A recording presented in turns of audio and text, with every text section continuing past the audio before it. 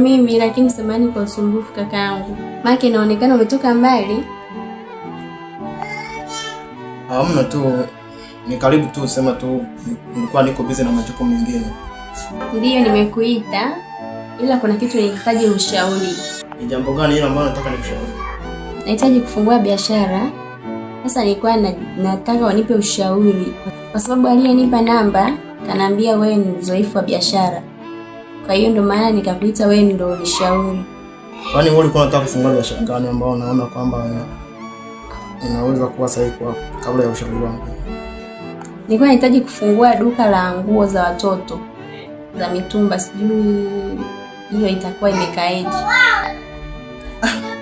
Mimi ninavyoona kwa ushauri wangu, kwa kuwa umeniita ni kushauri, kwa jinsi mimi biashara ninavyoona vinaenda haraka haraka, naona kama ungefungua tu duka.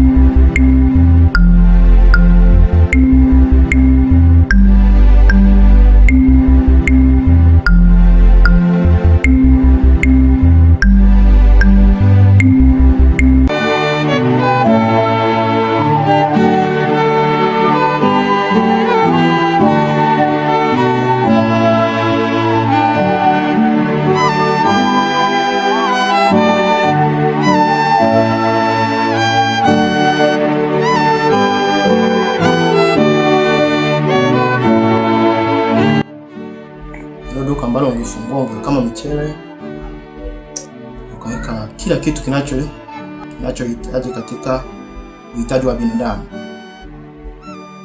Ndivyo ninavyoona unaweza kufanya hivyo. Urahisisha kwa matumizi yako. Ila sijajua kwamba wewe umejipangaje. Ni sawa. Ila sasa kwenye hii hela nilokuwa nimeiandaa, naona kama itapelea kidogo. Kama 200,000. Okay, sasa mimi nimekuelewa. Labda cha kufanya, umesema kwamba unapungua kwa kiasi fulani 200,000. Mimi naona hilo swala halina shida. Mimi kama umeshakuwa tayari unataka kufungua biashara yako, mimi nitakusaidia. Nitakutumia 200,000 kwenye simu yako leo. Maana nikienda huko nyumbani nikapanga mikakati yangu kwa sana, nitakutumia 200,000 kwenye simu yako. Kwa hiyo katika swala la la hela wewe usiwazi sana. Mengine tutayajenga baadaye. Kwa kuwa umeamua kunipigia simu na kuniita ili nikushauri, ana wala hujakusema. Kakaangu, kwa hilo kama utanisaidia nitashukuru sana. Okay, poa, mimi nadhani naweza nikaenda. Sawa kakaangu, nashukuru sana. Tutaendelea kuwasiliana.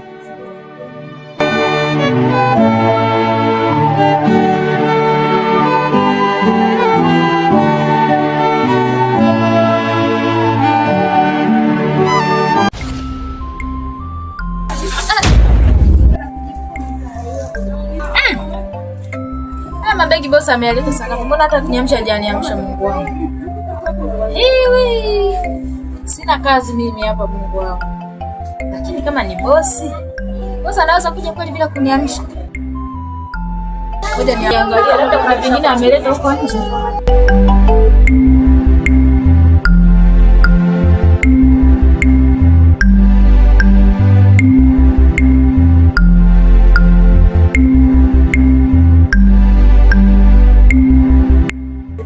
Atakuja ananifukuza kazi au kwa kuwa ameona nimesinzia ndio maana akaamua yaache tu hapa mabegi asinisumbue nini.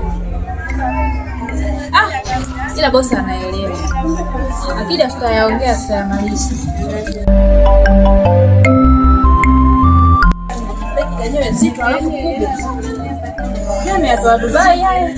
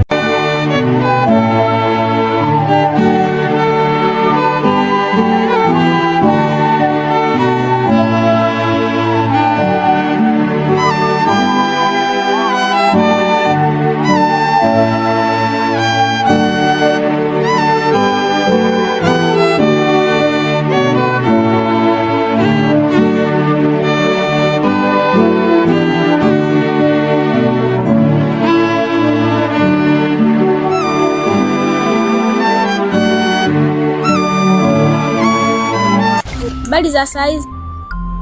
Mheshimiwa Mwenyekiti, shikamoo. Marahaba. Vipi unaelekea wapi? Kutoka huko juu naelekea nyumbani.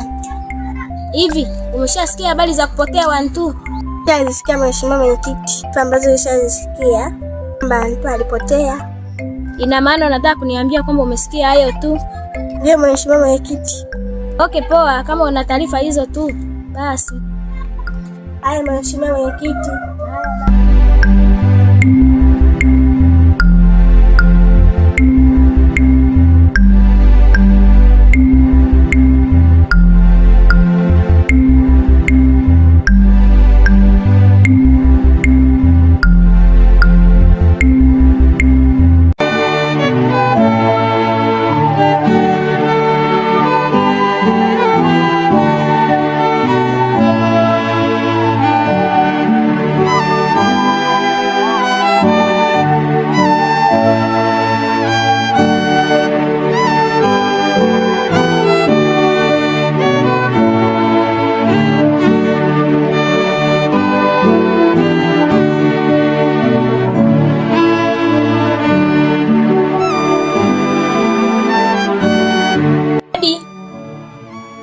Hodi wa hapa. Karibu. Asante. Karibu Mheshimiwa Mwenyekiti. Mheshimiwa Mwenyekiti. Asante, ila mimi si mkaaji. Mimi kilichonileta hapa, nasikia kwamba wewe ndio umeokota nguo za Wantu. Nataka uniambie hizo nguo uliziokota sehemu gani? Mheshimiwa Mwenyekiti, mimi nilikuwa nimeenda kule chini kukata majani ya mbuzi. Na wakati nakata majani ndio nikaziona zile nguo za Wantu, ilikuwa ni t-shirt na kanda mbili, nikazichukua nikampelekea mke wake nyumbani. Hizo nguo ulizikuta kwenye mazingira yapi? Mimi zile nguo nilizikuta kwenye majani, nikaamua tu nisichukue. Nataka kuniambia wewe na Wantu mlikuwa hauna mahusiano yoyote?